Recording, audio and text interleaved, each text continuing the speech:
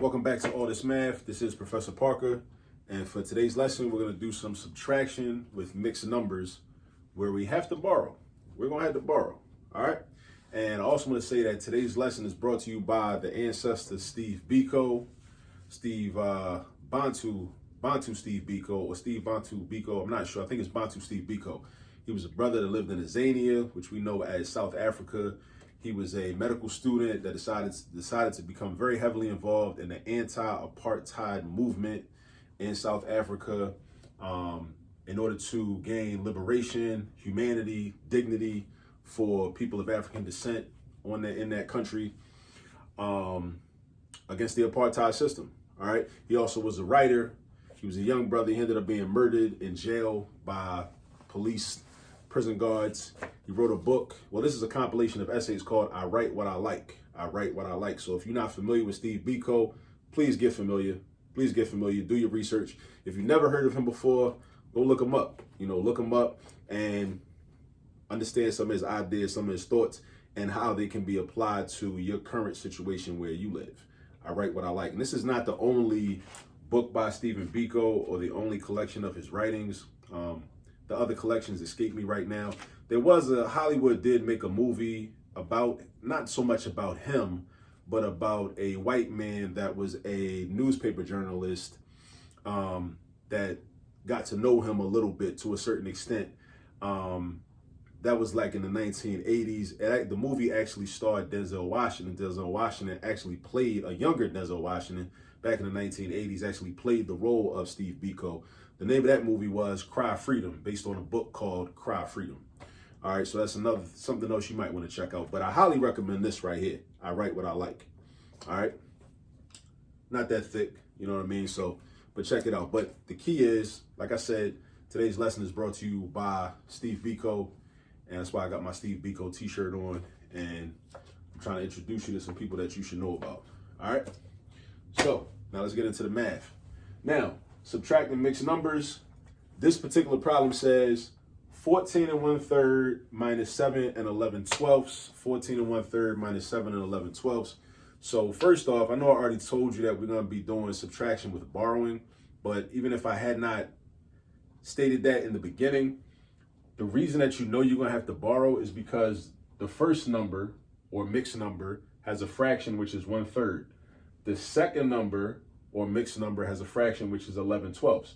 So when you see these problems, you should kind of ask yourself, which fraction is bigger? Which fraction is bigger?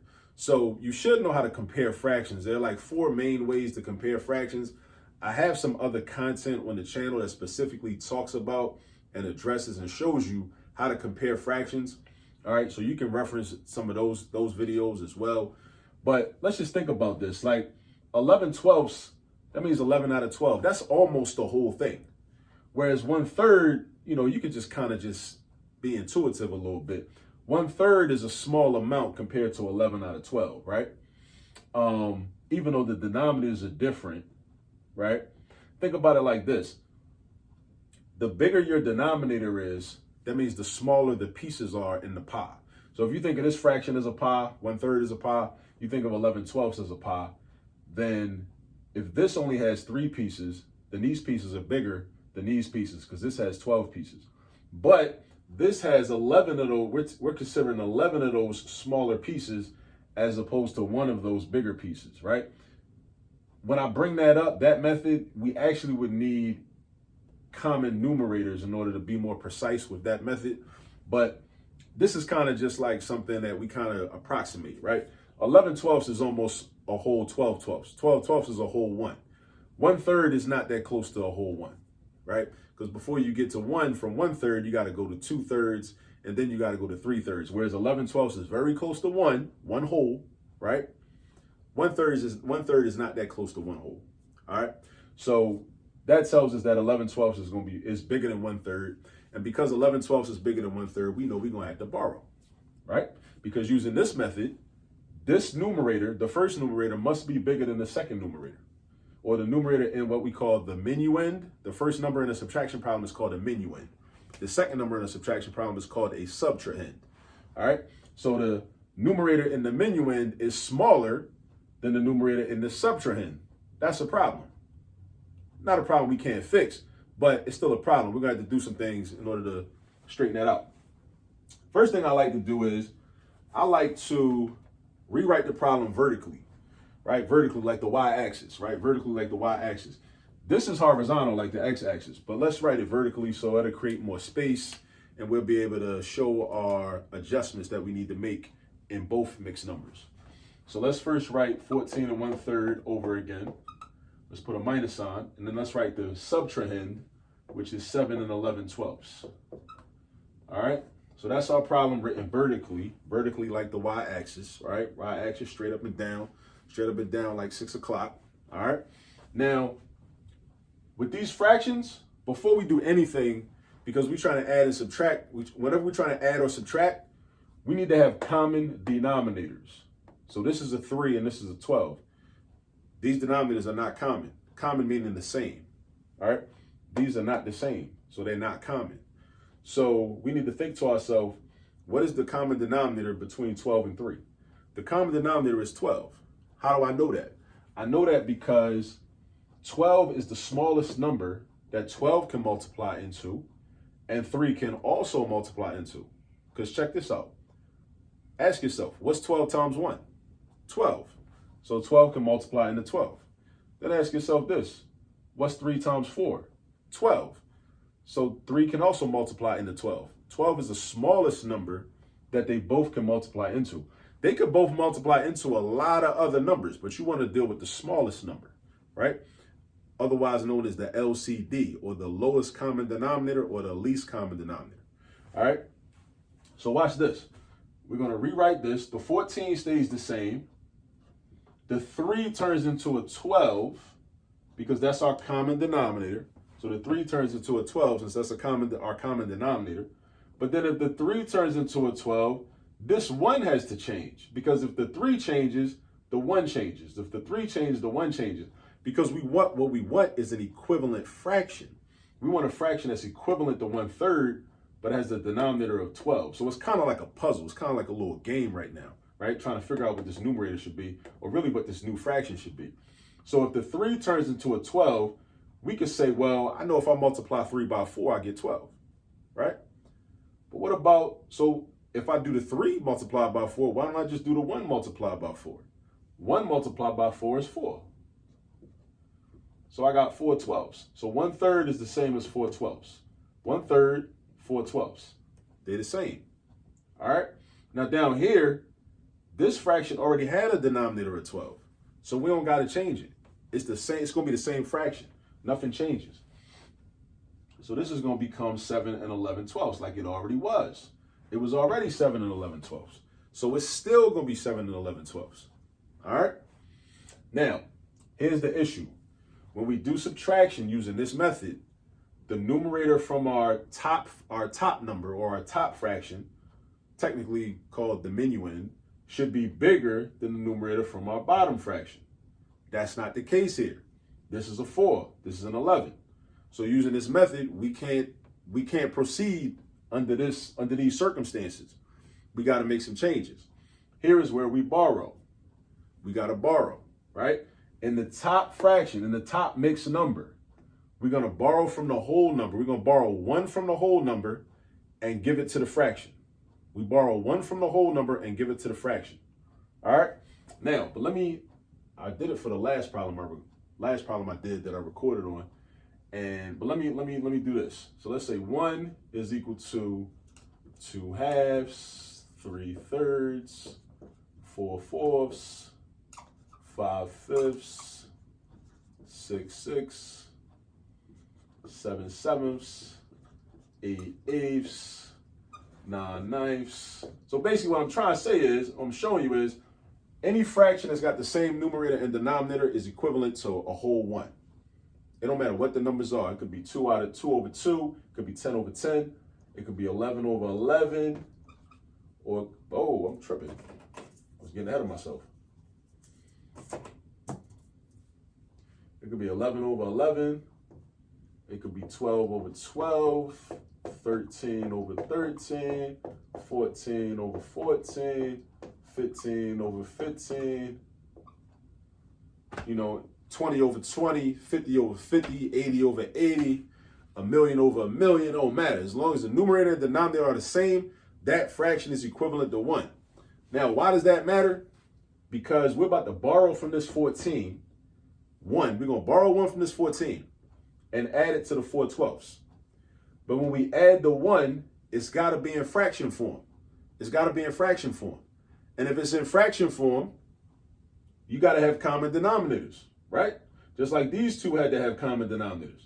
So when I add 1 to 4/12, you got to add it to you got to add a fraction to 4/12, and it's got to have a common denominator with the 4/12. So therefore, it's got to have a denominator of 12. Now, from this list that I just wrote up here, which fraction, ask yourself, has the denominator of 12, and that's equal to 1? 12 over 12. 12 out of 12. Because anytime you need a fraction that's equal to 1, the fraction must have the same numerator and denominator. It must. And you're going to see this concept a whole lot, even when you get up to like pre-calculus and algebra 2, and you're dealing with, you rationalizing expressions and getting rid of radical signs and denominators and all that.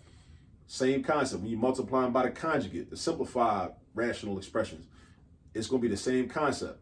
All right. Anytime you have a fraction that's equal to 1, that means that the numerator and the denominator have the same exact value on the top and the bottom. Why does that make sense? Because a fraction is just a division problem. For real, it's just a division problem. So really, you're doing the top number divided by the bottom number. What's 12 divided by 12? That's 1. What's 13 divided by 13? That's 1. What's 8 divided by 8? That's 1. What's 2 divided by 2? That's 1. Right? Think about it like a fraction if you visualize it, right? If you got 2 out of 2, that means you got a circle with 2 pieces and they both shaded in. So that means that they both pieces are shaded in. That means the whole thing is accounted for. The one whole thing is accounted for. Or if you you want to represent this in a diagram, you draw a circle, cut it up into 12 equal pieces. Imagine it's a cake or something, right? Cake, pizza, whatever, right? Cut it up into 12 equal pieces, and then the numerator is 12, so you would shade in all 12 pieces. That's the whole thing. The one whole thing. See? So this is why any fraction that's got the same numerator and denominator,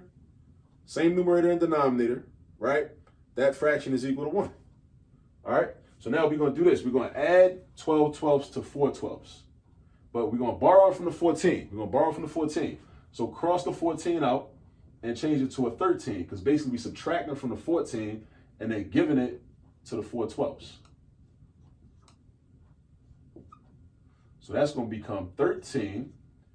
And what's 4 plus 12? Because remember, when we add fractions, we really only add the numerators. So you shouldn't make this 16 over 24. That would be wrong. Because what you're doing is, we're trying to find out how many 12ths we have all together.